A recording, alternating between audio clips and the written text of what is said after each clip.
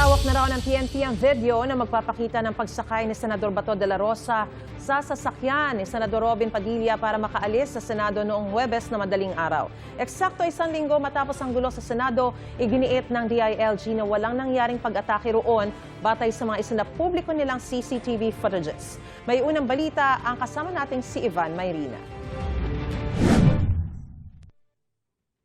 Ito ang makuha ng CCTV na mangyari ang putukan sa Senado noong Miyerkules, May 13. Kita ng mga tauhan ng Office of the Senate Sergeant at Arms o OSAA, ang mga taga-NBI na nasa GSIS. General Aplasca called in the OSAA operatives, including the PNP and the Marines, and gave the order to lock and load.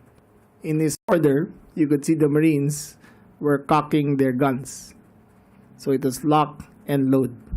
After which he proceeded to the hallway leading to the doorway where the NBI were previously reconnoitering. General Aplasca did it in full view of the press. In normal situations, if there is a perceived confrontation, you will clear the building of all personnel because of possible stray fire. However, he allowed them to follow. Maya-maya makikita si Acting Senate Sergeant at Arms Mau Aplasca na una nagpaputok. Mind you, there was nobody there. Gumanti ng putok kay sa NBI agent habang umaatras palayo sa mga taga-OSAA. Cover fire ang tawag dito ng pulisya hanggang sa nasundan pa ito ng sunod-sunod na putok ng baril. 44 na basyong nakuha ng pulisya na karamihan daw ay nanggaling sa loob ng Senado o sa pwesto ng OSAA. Per our ballistics examination, those 44 fired cartridges came from four firearms. So meaning, meron tayong 4 na shooter. Bukod kay Aplasca, tukoy na raw nila ang iba pang nagpaputok ng baril. Inilabas din ng PNP ang CCTV sa GSIS. Nasa 29 na mga taga-NBI ang nakadeploy sa GSIS, nakatabi lang ng Senado. Malinaw daw na hindi naka-tactical gear o wala sa formang makikipagbakbakan ng mga taga-NBI. Taliwas na naging galaw ng OSAA at ng mga kasama nilang Marines. Kasunod daw ito ng hiling ni GSIS President Arnulfo Veloso na naalarma sa mga nangyayari sa Senado at matapos manawagan ng suporta ni Senador Bato de la Rosa. May mga lagusan kasi mula sa Senado papasok sa GSIS at malalagay sa peligro ang mga mamahaling painting na nasa loob at ang seguridad ng gusali kapag nagkagulo sa Senado.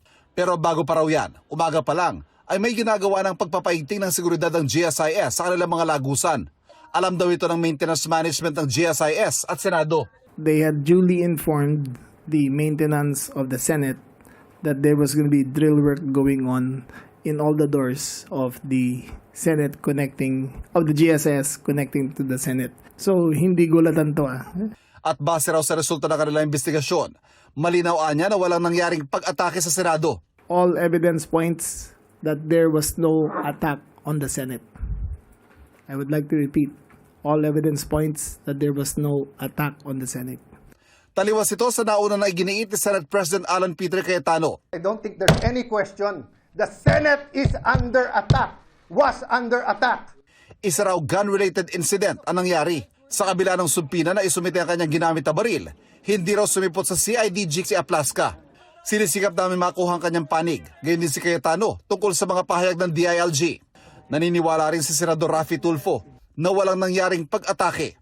Nagkaroon ng kaguluhan dahil may nagpaputok. Doon naman nag-umpisa eh.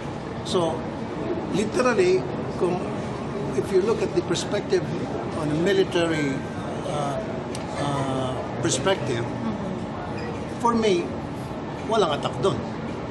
Kasi, nag-warning shot, sabi ni Sergeant Arms eh. Tapos ngayon, gumanti itong isa. So sila lang ang nag-aaway, dalawa. Walang kinalaman yung mga senators.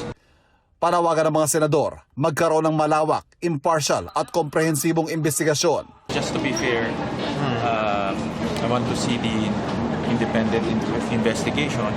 Meaning dapat ang Senado rin maimbestigahan. Of course, NBI dapat rin maimbestigahan para bantay. And ang importante ngayon, malaman natin kung sino yung mga may gumawa nito or nagkamali. At yung reforms, paano natin maiwasan to? Kasi ayaw na natin maiwasan to eh. Buti na lang walang nasaktan. Ayaw natin maulit to. Ang ombudsman pinapasumite ang mga pangalan ng media na nasa Senado noong May 13 hanggang 14. Hawak na rin daw ng pulisya pero hindi pinakita ang pinakamahalaga ebidensya. Ang pagsakay umano ni De La Rosa sa puting SUV na pag-aari ni Senador Robin Padilla. Ang puting SUV yung sasakyan na nakuha na ng GMA News sa lumabas sa Senado noong alas 2:30 na madaling araw noong May 14. Opo, sasakyan ko po yan. Kinumpirma ni Padilla na sa kanya ito.